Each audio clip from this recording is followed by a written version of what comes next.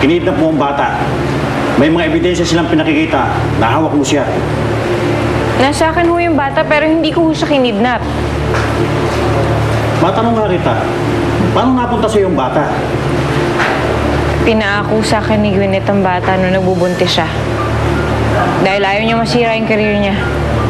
May ebidensya ba dyan sa sinasabi mo? Oo. Ako ho yung nakapirma dun sa birth certificate ng bata. Sige, bigyan mo kami ng kumpletong dokumento para ma-verify. Sige ho. Nasaan nga pala ang bata? Andun po sa ospital, dinadalaw niya yung tatay niya. Tatay? Ibig mo sabihin, nakakausap kayo ng tatay ng bata? Opo. Nahuli na si Helen. Iniimbestigahan lang. Eh, nasa na ang anak mo? Hindi ko alam. Nag-aantay lang ako ng impormasyon sa loob. Kaya samahan niyo ako sa pag-alis. Ma'am, pupunta na po ako sa pinaroroonan ng bata. Saan? Sa ospital ho. Garaw daw niya tatay niya. Oh, ibig sabihin, kilala ng bata ang tatay niya? Sige na, Gwyneth, sabihin mo na kung sino ang ama ng batang yan. Si Dave. Si Dave De Leon ang ama ng anak ko.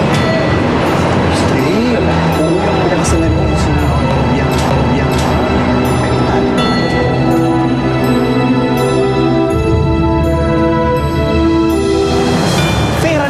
Naging bato pa.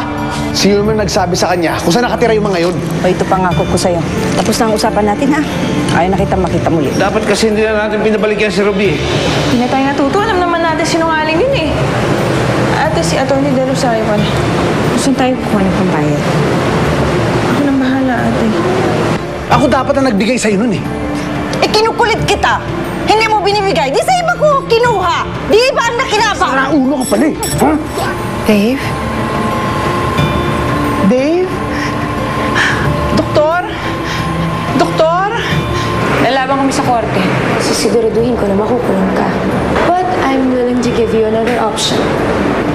If you give my son back, I will set you free.